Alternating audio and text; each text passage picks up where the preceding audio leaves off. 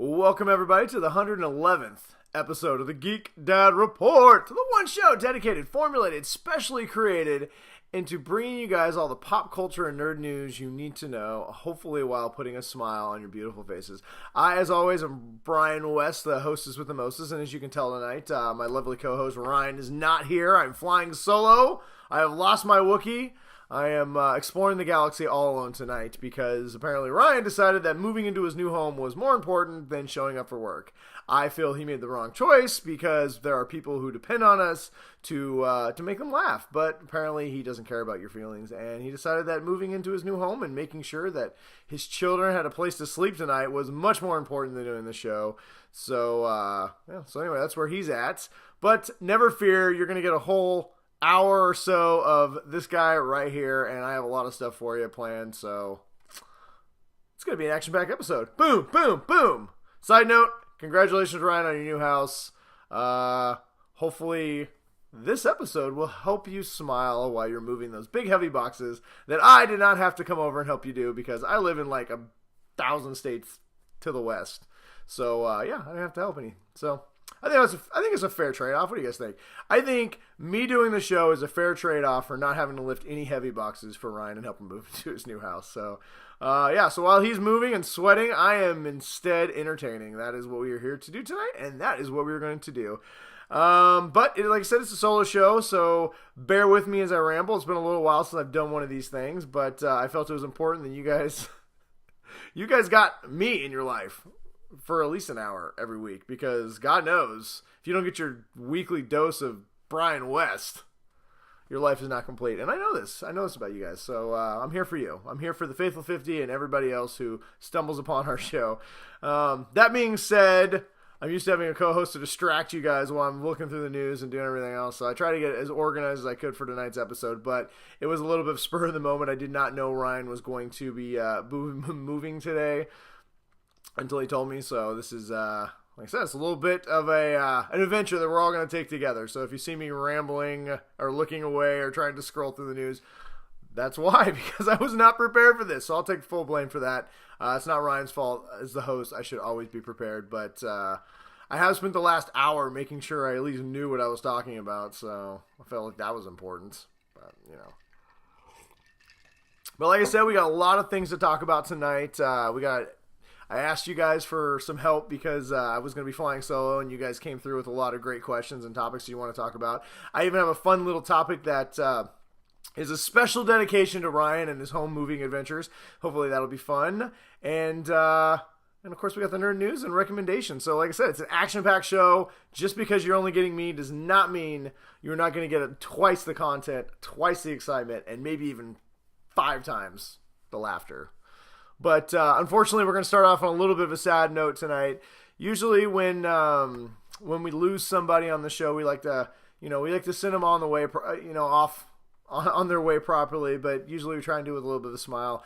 Unfortunately, this week we had a death that hit a little bit harder, and I can't really joke about it. So I swear I'm not going to get super sappy, but I wanted to mention this person because she was actually a member of the Faithful 50.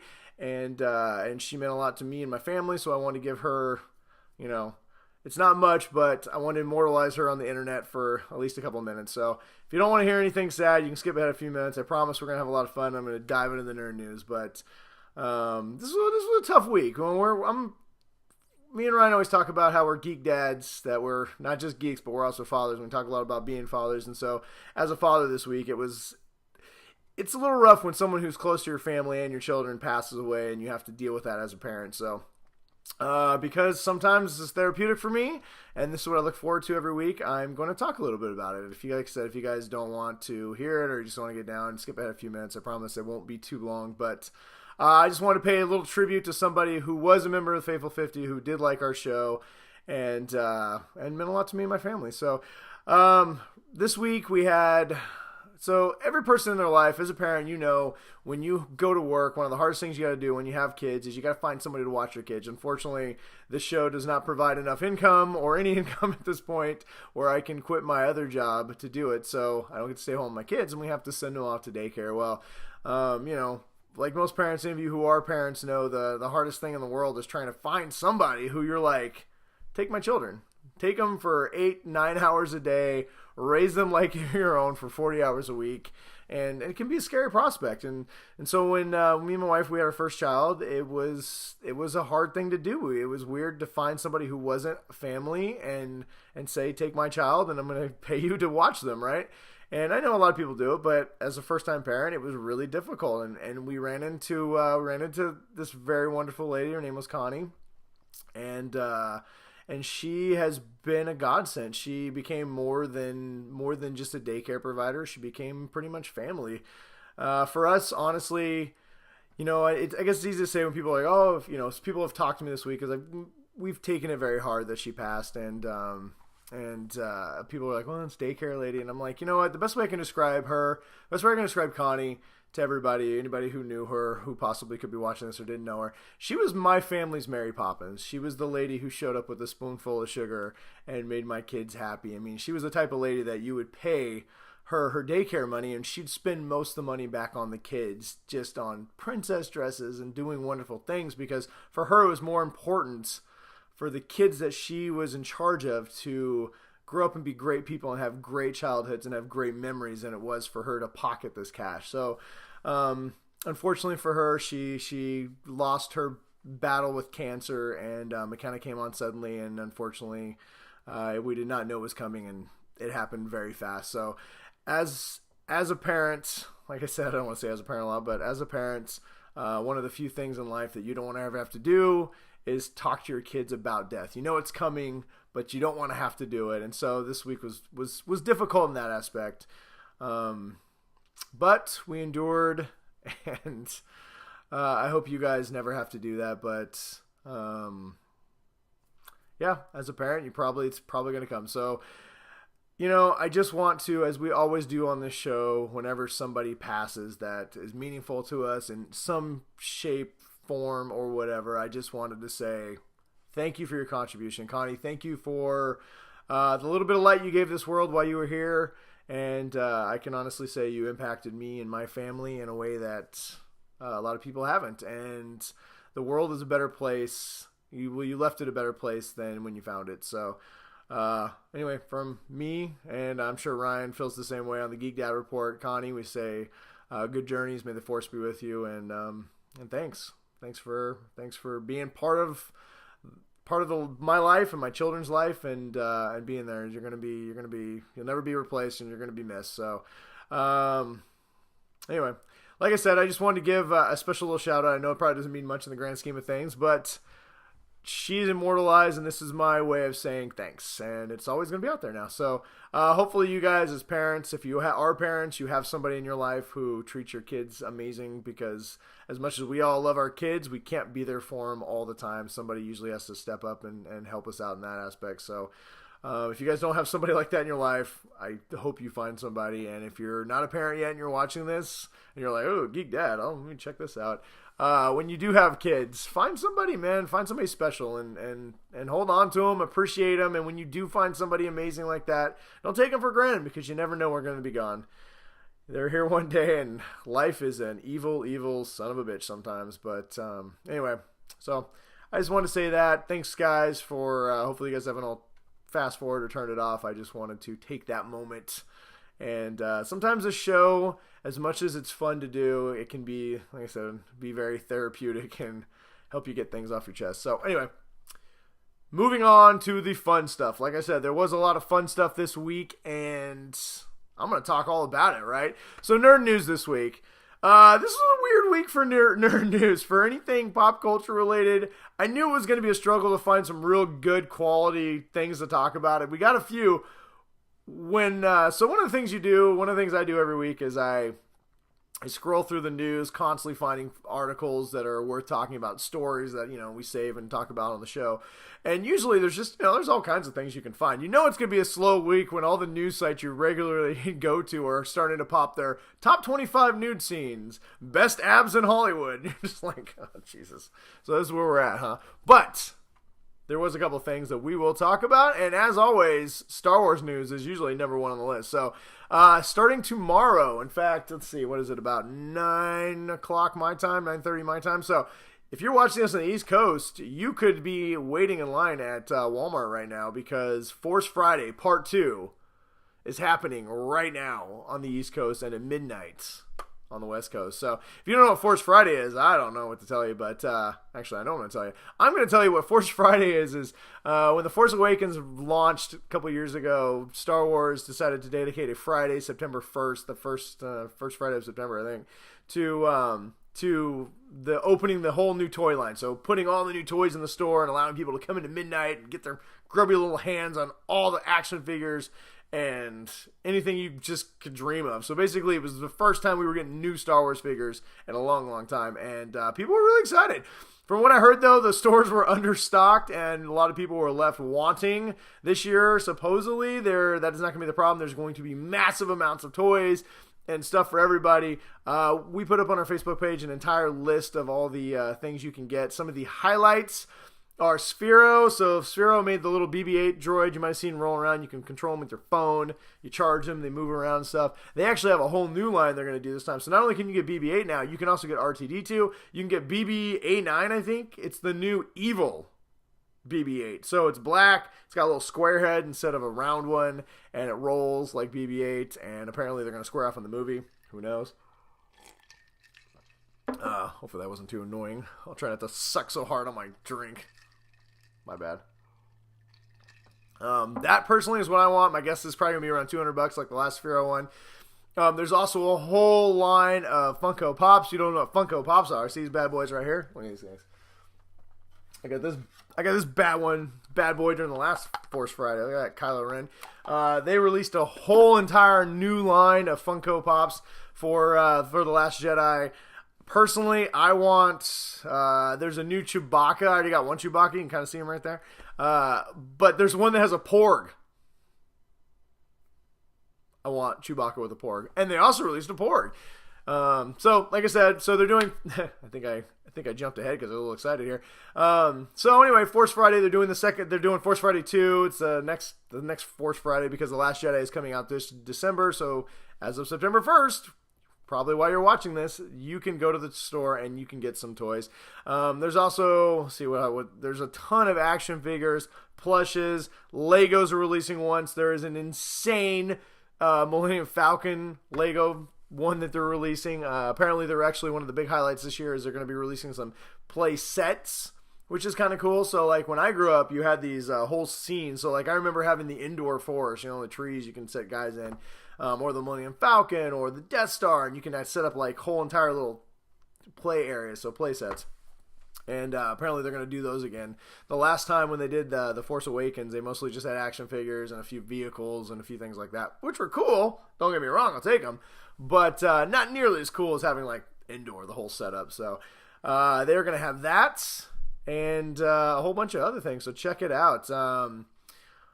We're going to talk more about the Lego Millennium Falcon. I want to get to that. Some of you have probably heard about this. It's insane, and one of our listeners had a question about it. I want to know my thoughts on it. So we will get to that in the listener questions. But check it out. Let me know what you guys think about the Force Friday things they're going to be releasing for The Last Jedi, and I would like to know what you guys are really excited for. Me, personally, I'm excited for the Funkos, man. I mean, I got a bunch of action figures, and I got big things over here, but god damn it, I love these Funko Pops, man. I don't know what the deal is with these things. Their heads little bounce around, and they're just get big bug eyes. I'm telling you, Funko ever goes public, I'm buying stock. Because that company is on the rise. Let's see what else we got here. Told you I didn't really do my news very well. We got a new look at Luke Skywalker. Apparently some European magazine released a spread they did with Mark Hamill, and he is looking pretty badass.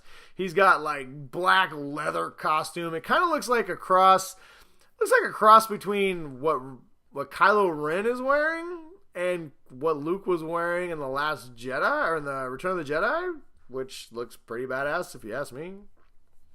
I don't know. A lot of people have speculated that he's going to be going to the dark side because of this. I'm going to say no. I do not think Luke is going to the dark side.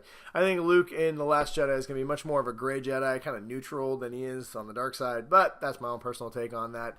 Who knows? We shall all find out in December when the movie comes out.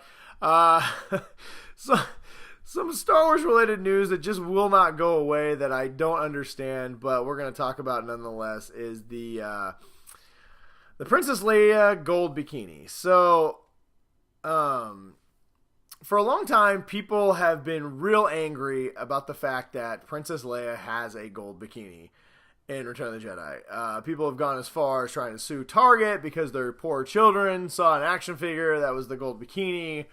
You know, lots of women forever have been saying it's sexist and it needs to go. You know, and I'm back. I had a little bit of technical difficulty. My screen froze, and I had to start and stop and start all over again. So sorry about that. What's a little solo show without a few technical difficulties? But like I said, hopefully it'll all seamlessly be put together and edited, and you'll barely even notice, except for that I've spent 20 seconds talking about it. But whatever. It's free. Deal with it. Anyway, we're talking about the Princess Leia gold bikini.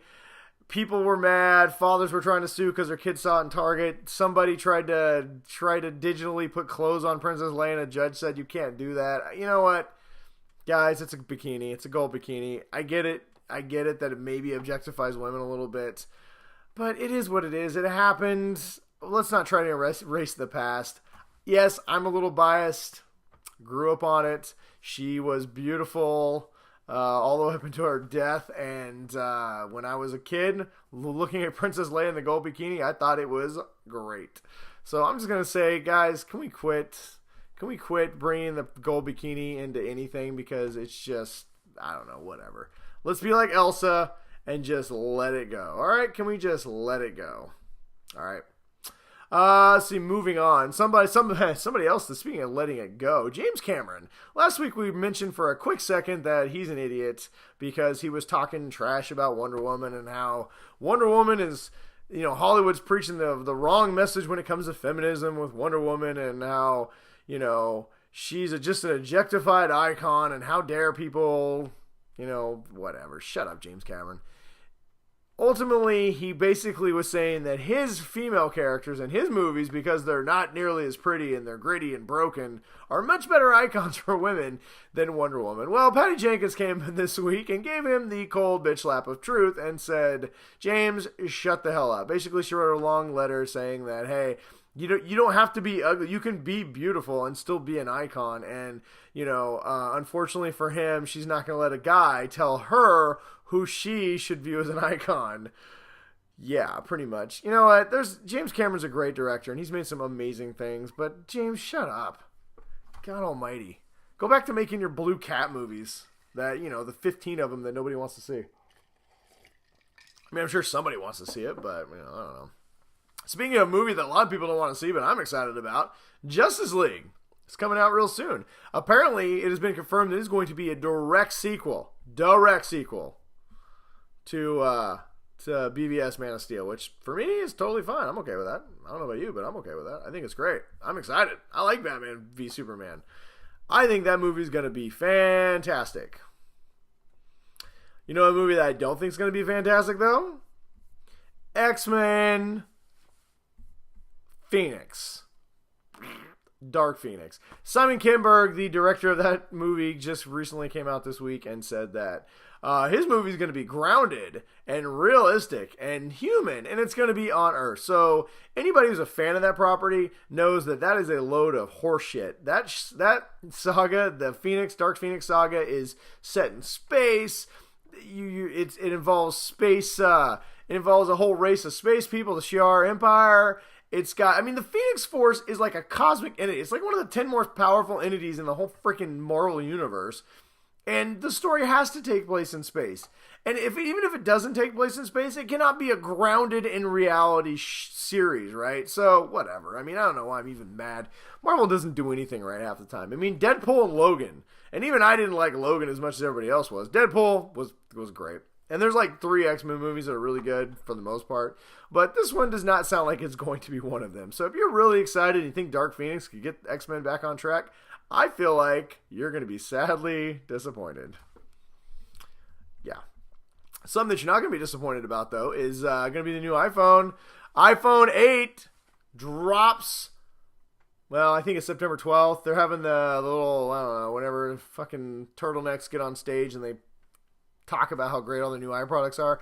That's happening September 12th or 8th. I don't even know. We're going to say between September 8th and September 12th, we are getting our Apple keynote presentation where they'll be unveiling the new iPhone. Rumor is there's going to be an iPhone 7S and an iPhone 10, which is like it's not an actual 10, it's because 10-year anniversary, but apparently the iPhone 10 is going to be the one that everybody's going to be talking about. Rumor is that it has a bevel-to-bevel screen, no home button, waterproof, can talk to aliens, you can use it as a sword in the zombie apocalypse. Apparently it's going to be pretty awesome. All I know is I'm going to be buying one. Rumor is they're going to be $1,000 for a phone, so prepare to spend some megabucks and get yours. So something else you might want to spend megabucks on that everyone else apparently decided they wanted and are getting immediately is the Xbox One X, the new Xbox that's coming out. It came available for pre-orders and sold out in like 5 minutes. It's already tracking to outsell the PS4 Pro, I think, which I don't really give a shit, but the numbers are good, and I'll probably get one. It's gonna be great. I'm excited.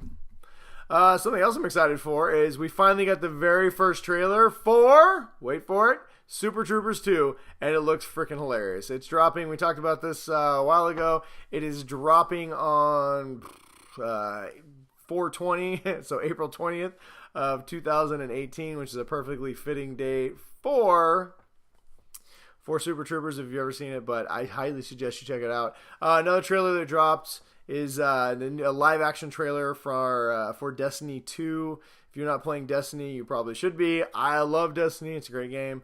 But the director of Kong Skull Island was recruited to make this, and it's a pretty cool live action trailer. We got it on our Facebook page. I think you'll like it.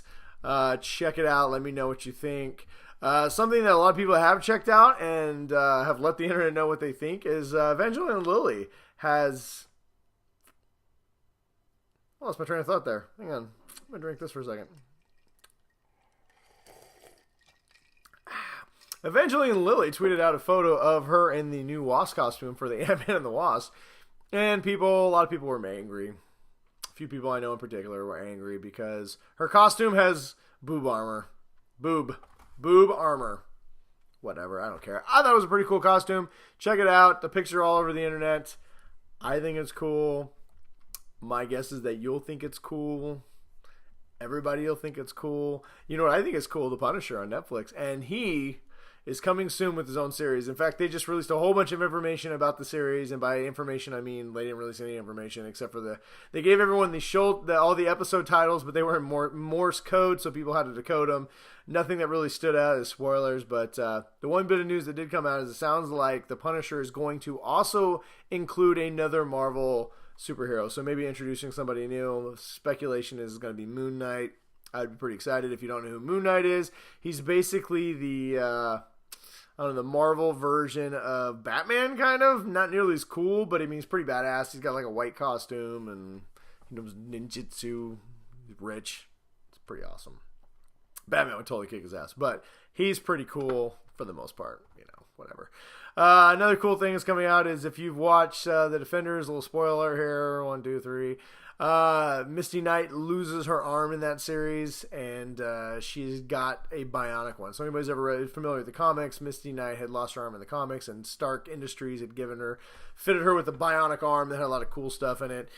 This series looks like they may be going more towards Danny Rand Industries, gave her the bionic arm. But either way, the first shots of the Luke Cage solo series that's coming out, or season 2, has pictures of her with the bionic arm. So she is in fact going to be getting that, which we all kind of figured she wasn't going to walk around with no arm, but whatever, you never know. Let's see here. What else do we have? Sorry, I've been jumping around so much tonight. My transition, I've tried to make them as nice as possible, but like I said, I'm scrolling through the news as we speak, which is what I think froze my fucking camera the first time. Stupid technology. Blade Runner 2049. It's coming out. I don't even know when it's coming out. Later this year, maybe early next year. As you can tell, I'm not a giant Blade Runner fan. But I will give this. The people who are making Blade Runner, there's been 30 years between the last two movies. They want to make sure that everybody knows what's going on. So they were going to be releasing 6 little mini movies. 6, the first one I think was 6 minutes long, basically filling in the gaps leading up to this movie. So if you want to go into this new one knowing exactly what's happened, or at least kind of have an idea of the universe you're walking back into, they're releasing. The first one's up now. I've watched it. It's actually pretty good. I'll talk more about that in a little bit. We had a question about it in the Faithful 50, so I'll talk about that in a few. But check them out. They're very well made. They look great. And I don't know. Like I said, I'm not a big Blade Runner fan, but these look pretty cool. Something that does not look pretty cool is the Inhumans for ABC. Marvel's new series apparently has the first reviews coming out, and they are fucking amazing. Like the first review basically said that no one should ever go see this in the theaters or when it's for free on television. People are saying this is going to be really bad, and the early reviews are even worse for this than what people originally imagined. This could officially be Marvel's first absolute bomb. I'll watch it anyway because, hey, it's only 6 episodes and I'm a glutton for punishment. And I know a lot of people hated Iron Fist. Me and Ryan found some enjoyment in this series, but this truly does look awful. So we'll see what happens. I don't know. Fingers crossed. Marvel hasn't really let us down too much, but there's always a first, right? And let's see here. Finally, last little bit of news I got for you guys is Robin has been cast in the new Teen Titans series that's coming out. He's going to be played by, well, I shouldn't say Robin. It's going to be Dick Grayson, Nightwing. He's going to be played by Brenton Twas. That's his name. It's officially his name. If you don't know who that is, get on board. I didn't know who he was. I had to look him up. Apparently, he played in the new Pirates of the Caribbean movie, and that's why nobody knew who he was, because nobody saw the new Pirates of the Caribbean movie. I don't know, whatever. I saw a funny post somewhere that somebody said, does he have the right butt to be Nightwing? Like I said, slow news week. This is the news we're getting this week. Does he have the right butt? I'm going to say, I've never seen his butt, so I'm going to say his butt's probably fine. He's got a fine butt. All right, there you go. And I think it's going to wrap it up for me for the news. There's some other stuff, but you know what? I don't even really want to talk about it. I'm not going to lie. I don't feel like talking about any more news tonight. That was enough news for you guys. I had a lot of questions in the Faithful 50, so we'll cover a lot of other topics if I missed anything else. So there we go. All right, moving on.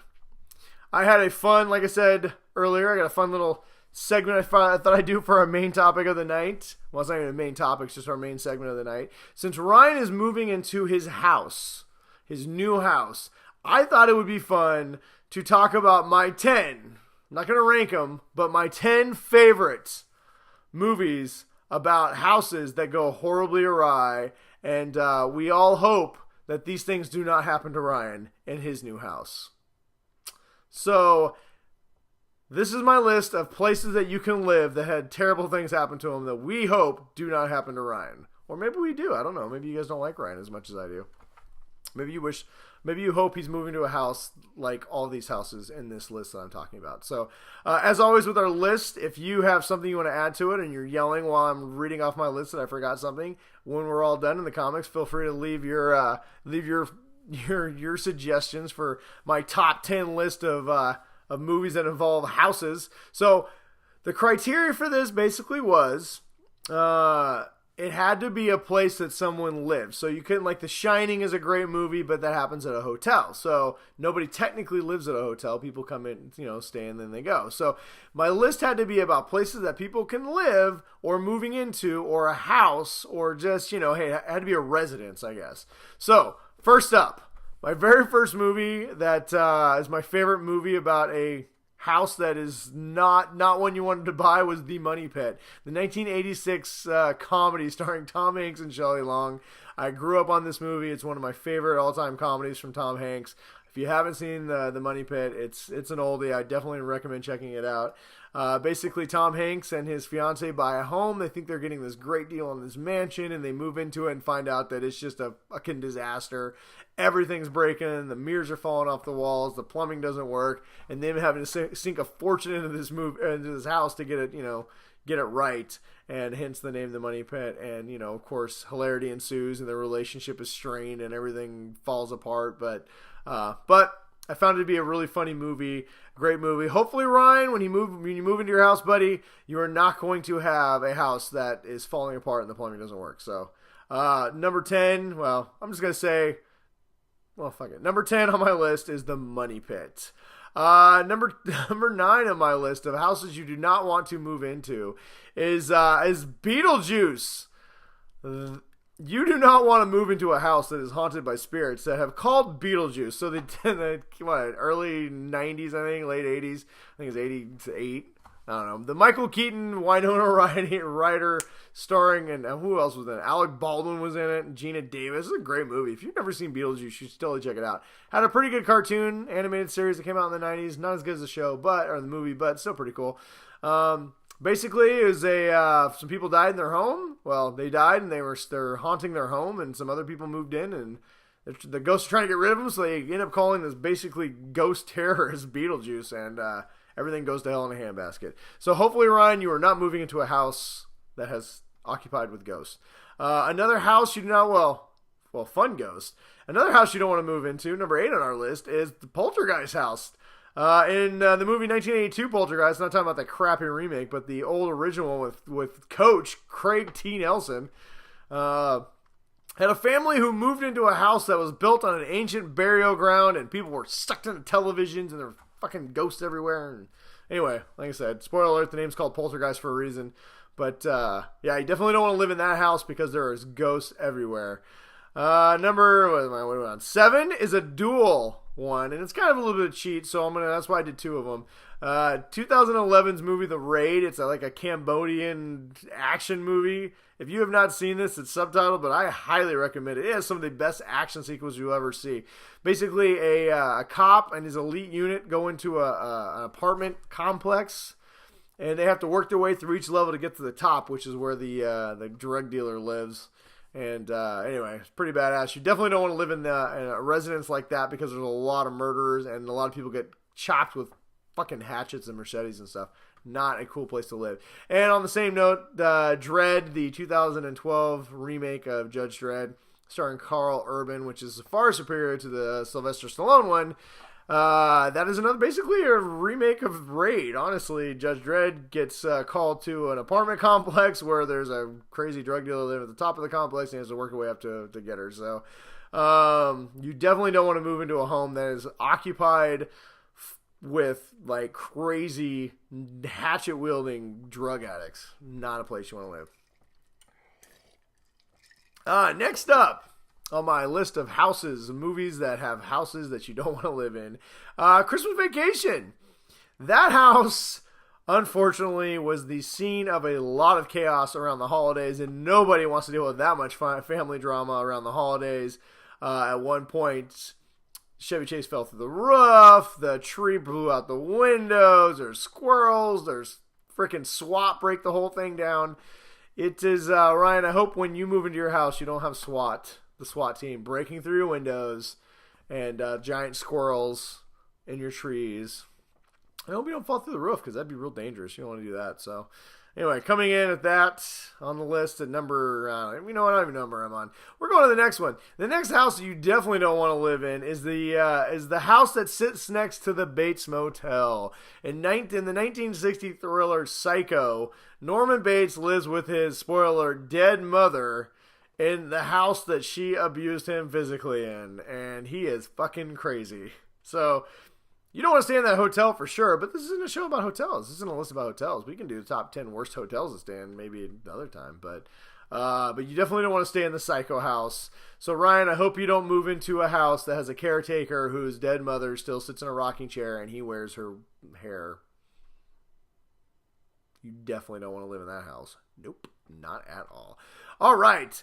Next up, let's see what's on my list. Where's my list at? Oh, next up, the next house you don't want to live in is the 2006 Monster House.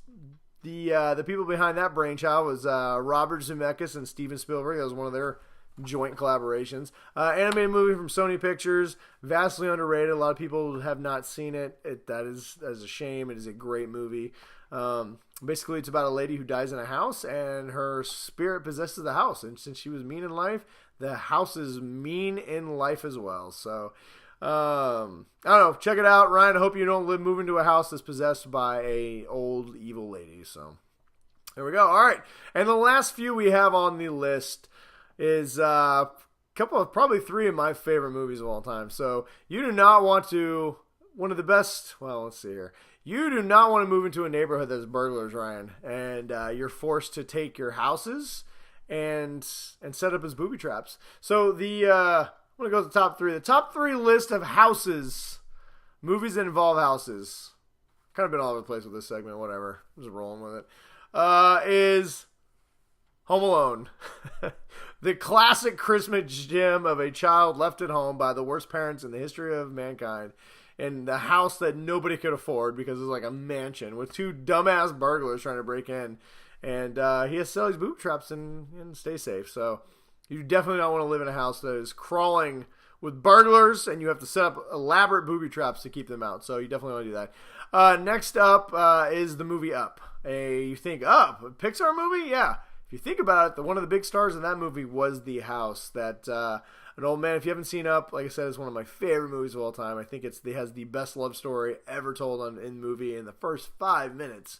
And basically it's about an old man him and his wife built a house together or live in a house together, buy a house. I don't know. They're in this house you know what? Whatever. I'm telling the story. They're in this house for a long time and she dies, and they always want to go on this grand adventure. So this corporation wants to take his house. So eventually he's like, "Fuck you! No one's taking my house." And he fills his entire house full of balloons because his job was we blew up balloons and made balloon animals. And so it's called Up because he lifts his entire house up into the stratosphere, and he's going to go on this adventure to the last place that him and his wife always wanted to go.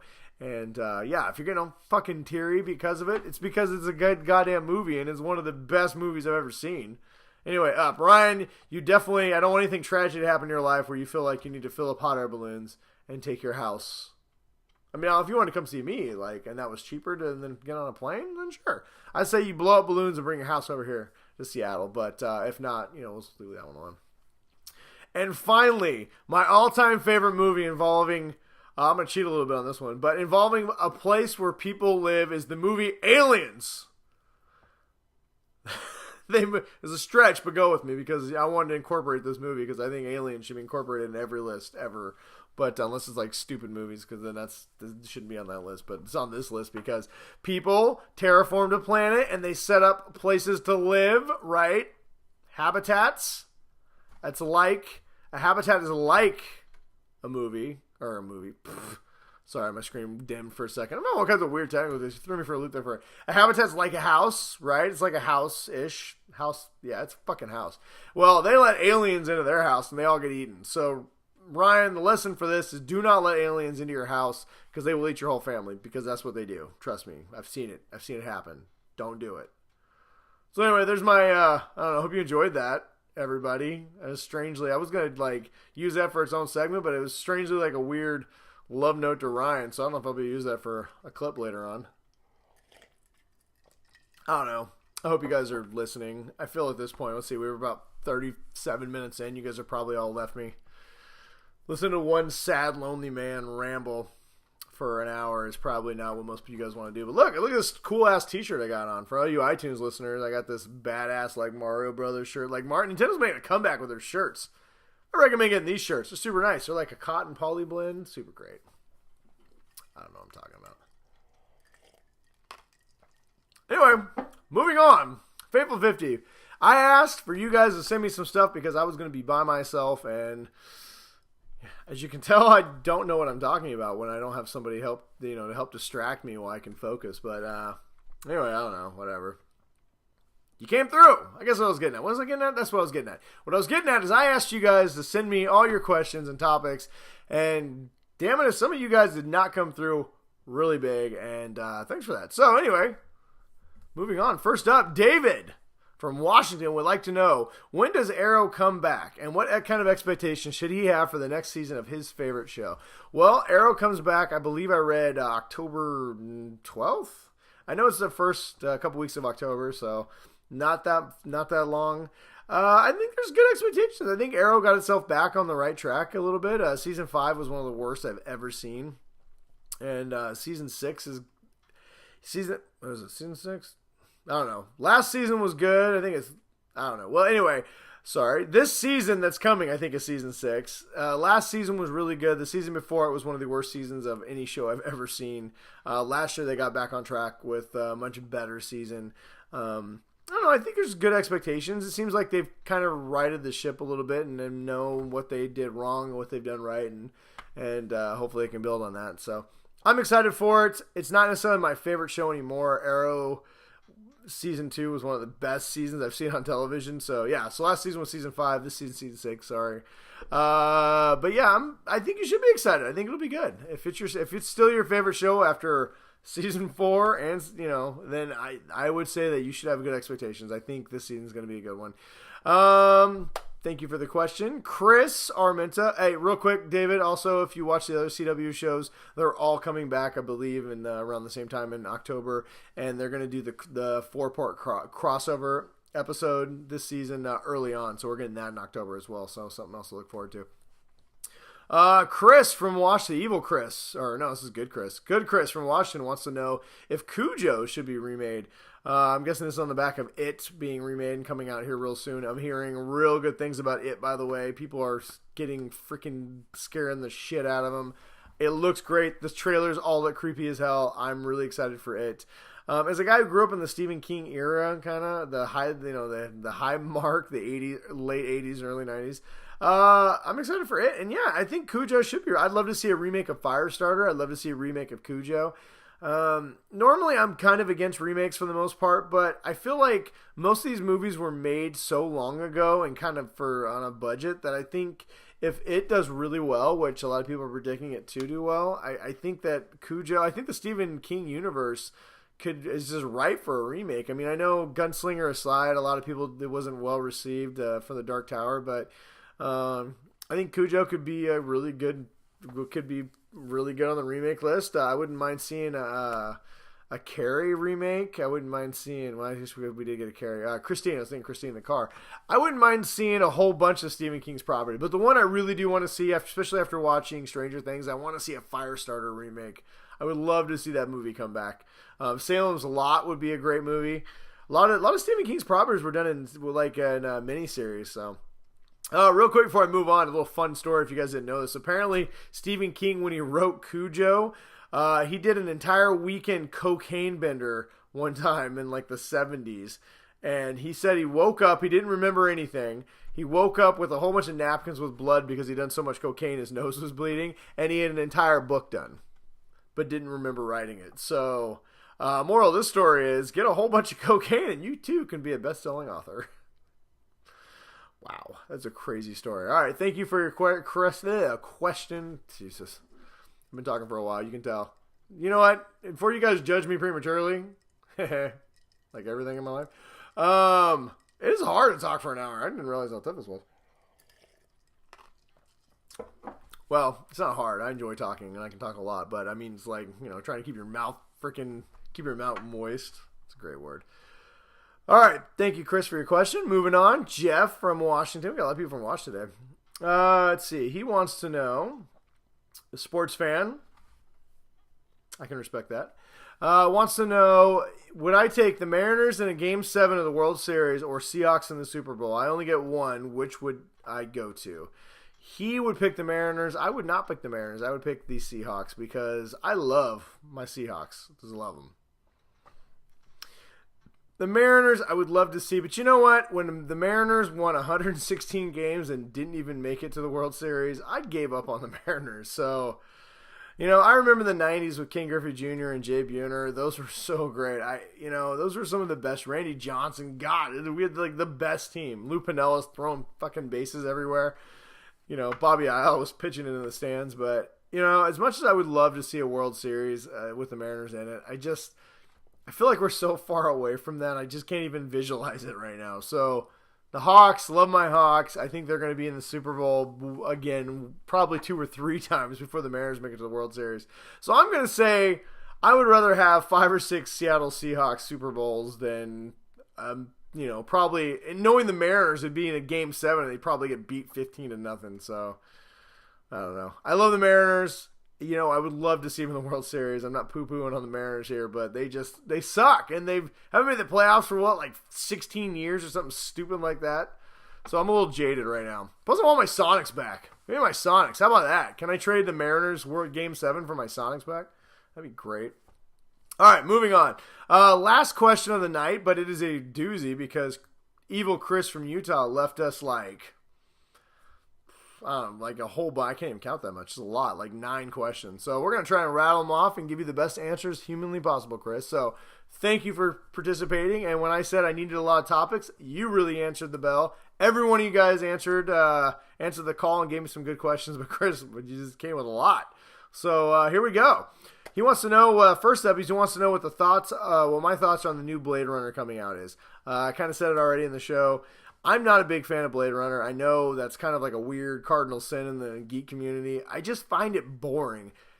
I've watched it, first of all, I don't even know what the definitive cut is that I'm supposed to watch. I've seen every single cut. I keep watching it, hoping I'll find something different. And I find a movie that's, there's a lot of thoughts. I mean, you could tell it's a deep movie that asks a lot of psychologist wet dream type questions, but it's just boring. Maybe if it had somebody else besides Harrison Ford, because my Harrison Ford needs to be like cracking a whip or shooting somebody, and Decker just runs around and kind of gets his ass kicked a lot. I'm not that excited for Blade Runner, the new one coming out. I will definitely check it out. It looks good. So I'll probably watch the old one again. Maybe I'll find some new meaning now I'm older. Who knows? But like I said earlier, the little shorts that came out, I did watch the first one. It looks creepy. It looks like an updated version of Blade Runner. So I think the director and all the people involved are really on point with this new Blade Runner. But I don't know. That's kind of my thoughts on that. Let's see here. What are my thoughts on Gifted, the new X-Men? I don't know. It's not really X-Men, but X-Men kind of series coming out for Fox set in the X-Men universe. But in this universe, the X-Men have disappeared. You know what? The only thing I've seen from Fox recently that I liked I did like the Legion show. That was done really well. In the beginning, is very stylized. I didn't think I would like it, but I ended up really enjoying it. So I'll give Gifted a chance. It's got Stephen Moyer from True Blood, who I really like. I think the series has potential, but I'm just tired of things being set in the X-Men universe where the people go out of their way to not connect it. And that being said, I am also a fan of Agents of S.H.I.E.L.D., and they kind of do almost the exact same thing with the Avengers. So, I don't know. To answer your question, I'm kind of right in the middle on it, honestly. I don't have high hopes, but I'm hopeful that it could do something original, maybe, that would be good on Fox. I mean, is it going to have the budget? With shows like this, it always comes down to, especially X-Men, they all have powers, so are we going to have the budget to be able to do it? Do it right? Who knows? If it's anything like Legion, they did a really good job with it. Hopefully they can do well, but gun to my head, yes or no is going to be good or bad. I would say it's probably going to suck. But that's just my thoughts on it. I hope not. Chris wants to know my thoughts on the new Millennium Falcon Lego set. So we talked a little bit about that coming out in the Force Friday. We did not talk about the cost. So this is the largest and most expensive set Lego's ever released. It is going to be $800. And for the $800, you are going to be getting 7,541 pieces. That's a lot of pieces. That's all I can say about that. What are my thoughts about it? I think it's awesome. I think it's really cool. I think I will not be buying it. That is so many pieces. This is clearly made for the people who are the Lego collectors who want to create something really cool. It's super detailed. It comes with a bunch of, I think, 4 figures. It's got all kinds of rooms. If you guys haven't checked it out, I do suggest you check it out. It's really cool. But that being said, it's $800. So, I don't know. I probably won't be getting it, but if you're a huge collector of Legos, you are probably just in heaven right now. Let's see. Chris, on the same kind of note, wants to know how much I'm going to spend on Force Friday. Well, nothing, unfortunately. Tomorrow I have to go to a funeral, which I talked about earlier in the episode, and then I'm going to go away I'm going to go camping for Labor Day weekend. So I will not be hitting up the stores, but I'm sure I will hop on Amazon and probably spend no less than $300 on pop figures and a few action figures. Maybe more if I decide to get that Spiro RTD2. Oh, I didn't even tell you. Did I say RTD2? I don't know. Did I tell you? Yeah. Yeah, okay, RTD2. I think I said it. If I didn't say it, BB-8 is going to have another droid, RTD2, and like the evil BB-8. So, I don't know. I'm losing my mind. I don't even know what I talked about earlier. All right, moving on. Let's see. He wants to know what I'm playing. Well, currently I'm playing Halo Wars Part 2 on Xbox Live, or on Xbox One on Live. I don't know, whatever. I'm playing on at my Xbox. Halo Wars 2, fun game. I'm basically just biding my time until Destiny 2 comes out in a couple days, which I've already pre-ordered. So if you haven't played Destiny 2, highly recommend it. Jedi Killer 153. That's my gamer. Hop on and play some Destiny with me. Let's see. Next up, Chris wants to know what my thoughts are on the Netflix Death Note movie. My thoughts are, it looks cool. I haven't actually had a chance to watch it yet. It's on my list. Like I said, it's been kind of a busy week. I planned on watching this week and doing a review this today, but I did not get around to that. So I will try and watch it by next week and give you a full rundown on Death Note. But I think it looks cool. I know a lot of people have been fragging it, but people have been calling this movie shit before it even came out, and anybody had a chance to first watch it because they thought it was whitewashing or whatever. But anyway, I'll check it out. I think it looks cool, and I'll give you guys a full review hopefully next week. Let's see here. Chris wants to know, am I going to try and get a Super NES Classic? Yes, I'm going to try and get one. I'm guessing my attempt will be futile and I will not get one, but I'm going to try. It looks awesome, and I really want to introduce my kids to Super Mario Bros. 3 on that console. I think they would love it. So, and finally, Chris's last question of the night, because he only had one or two. He would like me to give a few words of remembrance for Jack Kirby. So, anybody who doesn't know who Jack Kirby is, how do you not know who Jack Kirby is? But he recently, if he was alive, he would have celebrated his 100th birthday. He was born on August 28th, so a couple days ago. So a lot of people did some cool tributes and said some things about him to, kind of commemorate his 100th birthday. I don't know what to say, man. Jack Kirby, anybody who's ever read comics, Jack Kirby is the foundation of which our comic book lives were built, right? I mean, this guy is, in his own right, he did not create as many characters as Stan Lee did, but his artwork is pretty much known. It's Kirby. It's Jack Kirby. Like, every artwork now was built off the ideas and the ways that Kirby came. I mean, he was the first guy to really do the real big action pose and the big eyes. And, and besides that, he created a couple of the most iconic characters. I mean, he co-created Captain America, who's just a Marvel legend and one of my favorite characters. If you want to know what his artwork is, like I said, look at old Captain America. You ever seen that picture of Captain America punching Hitler in the face? Well, that's Jack Kirby. All the early Avengers look, Iron Man, Thor, all those original looks all came from Jack Kirby. He's definitely more known for his artwork than any of his writing or anything else. But a couple of things he did create, like I said, was Captain America and the New Gods in DC, which are huge characters. You're talking Darkseid, all those the New Gods stuff, and they've played a huge role in DC going forward. They weren't really popular at the time when they were released, but now they're a huge part of the DC universe. What can I say about him? All I'm going to say is that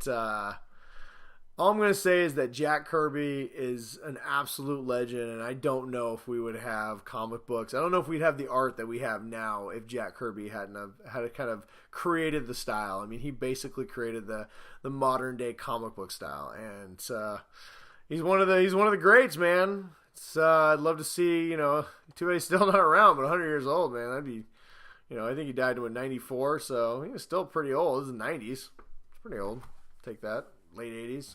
But anyway, Jack Kirby, a living, legend. Well, living legend, not living legend. Jack Kirby is a legend, and he will always be remembered. And, pay him tribute by posting a picture of Captain America punching Hitler like I did. Because nothing's better than Captain America punching Hitler. A few people in America could remember that.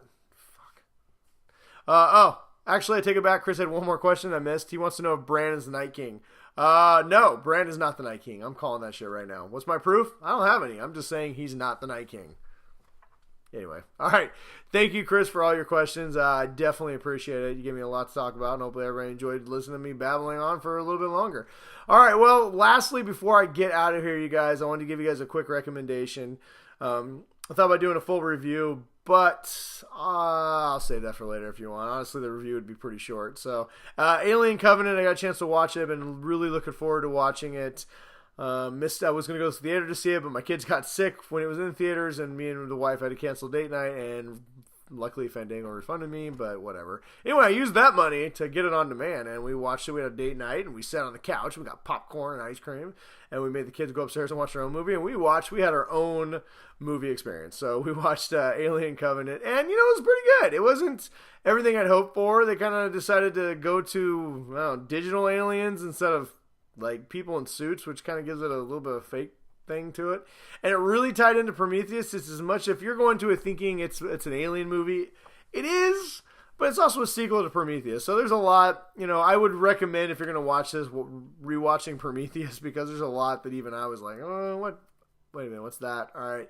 But it does do a good job of, it makes Prometheus a better movie. I definitely recommend watching these two movies together.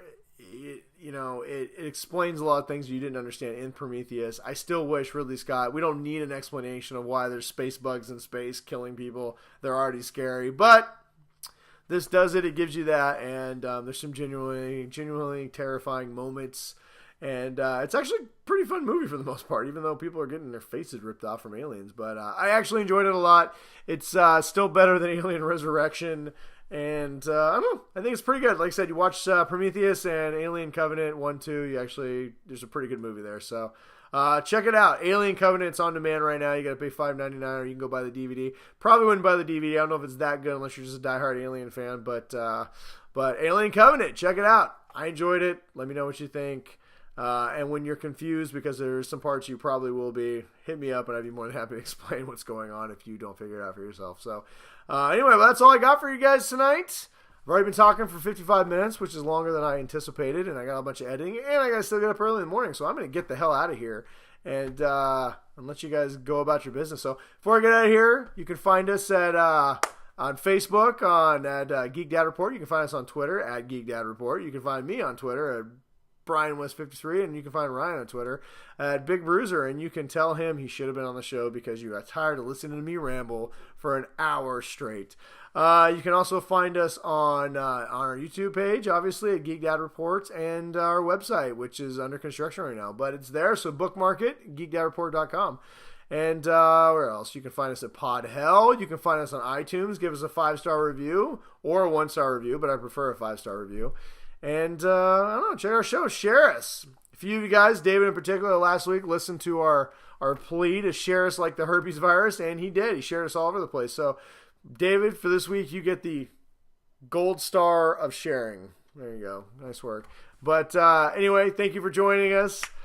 If you like this, please feel free to share it, like, subscribe, tell everybody. What do you know the routine? I'm not going to ramble on anymore. But, hopefully, the solo episode was not too bad, and hopefully you guys had a little bit of fun. So anyway, until next week, guys, check out our Game of Thrones reviews next week. Me and Ryan are going to be doing a prediction show, and hopefully he'll be back next week. I won't have to do this by myself. If you hate the fact that I did it all by myself, then maybe I'll find a co-host or a special guest co-host if Ryan's not back next week. But until then, everybody, stay awesome, and we'll see you next week. Later.